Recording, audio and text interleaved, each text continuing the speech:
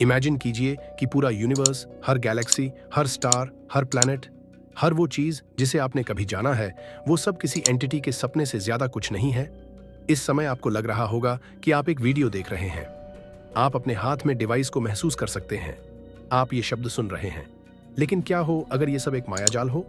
क्या हो अगर ये पूरी रियलिटी ही एक विशाल कॉस्मिक ड्रीम हो? दोस्तों, 3000 साल से भी पहले एंशिएंट हिंदू ऋषियों ने ठीक यही विचार रखा था।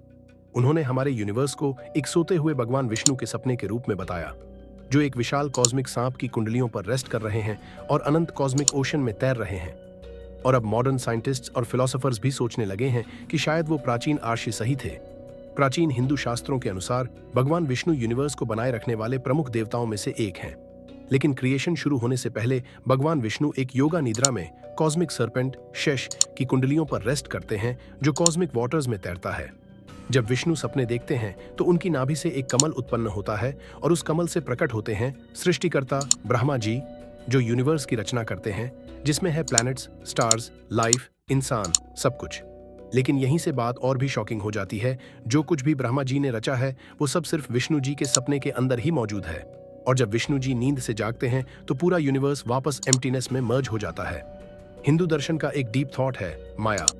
माया का मतलब ये नहीं कि रियलिटी झूठी है, बल्कि ये कि जो हम देख रहे हैं वो अंतिम ट्रूथ नहीं है। ये एक पर्दा है जो असली रियलिटी को छुपाता है। इसे ऐसे समझिए, जब आप रात को सपना देखते हैं तो सपने के अंदर सब कुछ असली लगता है, कलर्स, इमोशंस, इवेंट्स, सब कुछ। लेकिन जब आप जागते हैं तो समझ आता है कि वो तो बस माइंड की क्रिएशन थी। प्राचीन हिंदू उपनिषद्स बताते हैं कि हमारी अवेक स्टेट दुनिया भी एक सपने की तरह हो सकती है। जिसे हम सच मानते हैं वो असल में फाइनल लेवल की रियलिटी नहीं है। उपनिषद्स कहती हैं सर्वम खलविदम ब्रह्म, यानी जो कुछ भी है वो ब्रह्मा है। एक ही अल्टीमेट ट्रूथ, एकता। अब हजारों साल बाद मॉडर्न इरा में आइए। साल 1999 में आई फिल्म दी मैट्रिक्स ने पूरी दुनिया की इमेजिनेशन को हिला दिया, जिसमें इंसान एक कंप्यूटर सिमुलेशन में जी रहे होते हैं, जबकि उनके असली शरीर बैटरी की तरह यूज हो रहे होते हैं। लेकिन इस विचार पर सोचने वाले फिलोसोफर्स और साइंटिस्ट्स पहले से ही थे। 2003 में फिलोसोफर निक बॉस्ट्रम ने सिमुलेशन आर्ग्यूमेंट दिया कि एडवांस्ड सिविलाइजेशंस इतनी डिटेल्ड सिमुलेशंस बना सकती हैं जिनमें रहने वाले लोग ये सोचेंगे कि वही उनकी असली दुनिया है। इसी बीच क्वांटम फिजिक्स ने और भी अजीब चीजें दिखाई हैं, जहां एक पार्टिकल दो जगह एक साथ हो सकता है, जहां देखने से आउटकम ऑफ रियलिटी भी बदल जाता है। कुछ साइंटिस्ट्स का मानना है कि ये प्रॉपर्टीज इस बात का हिंट हो सकती हैं कि हमारी रियलिटी प्रोग्राम्ड हो सकती है। यहाँ एंशिएंट हिंदू कॉन्सेप्ट्स और मॉडर्न सिमुलेशन थ्योरी के बीच समानता चौंकाने वाली है। दोनों यही कहते हैं जो हम हकीकत मानते हैं वो शायद किसी हाई पावर या सिस्टम की रचना हो। हमारा कॉन्शियसनेस इस सिमुलेशन से परे हो सकता है। शायद ऐसी रियलिटीज हैं जो हमारी पहुंच से बहुत आगे हैं। हिंदू ऋषियों ने मेडिटेशन को वो तरीका बताया जिससे माया के पर्दे के पार देखा जा सकता है।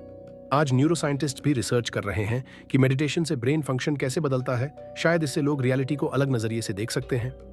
ऋषियों के पास कंप्यूटर्स नहीं थे, लेकिन उनके पास जो भाषा और आइडियोलॉजी थी, उन्होंने उसी से सिमुलेशन जैसे थॉट्स को समझाया। उनका सवाल भी वही था, रियलिटी की असली नेचर क्या है? तो क्या हम लॉर्ड विष्णु के सपने में जी रहे हैं? क्या हम किसी एडवांस्ड सिमुलेशन के कैरेक्टर्स हैं? या फिर हकीकत वही है जो दिख रही है? हिंदू फिलॉसफी और मॉडर्न साइंस दोनों की खूबसूरती यही है कि वे हमें सवाल पूछने को मजबूर करती हैं। भगवद गीता सिखाती है कि माया से परे कुछ और है, एक अल्टीमेट ट्रूथ जहां हमारी असली आत्मा निवास करती है। मॉडर्न फिजिसिस्ट्स भी एक यूनिफाइड फील्ड थियरी की बात करते हैं, जिससे सब कुछ एक ही बेसिक पावर से समझाया जा सके। आप यूनिवर्स को विष्णु जी का सपना माने या एक नेचुरल फिनोमिनन, सवाल तो एक ही है, हम जो देख रहे हैं उसके पार क्या है? कॉन्शियसनेस, रियलिटी और एग्जिस्टेंस की असली नेचर क्या है? शायद एंशिएंट नॉलेज और मॉडर्न साइंस से सबसे गहरी सीख यही है, रियलिटी हमारे सोचने से कहीं ज्यादा अजीब, सुंदर और मिस्टिकल हो सकती है। और शायद हम सब मिलकर किसी और ही ग्रेट कॉन्शियसनेस के सपने का हिस्सा हैं।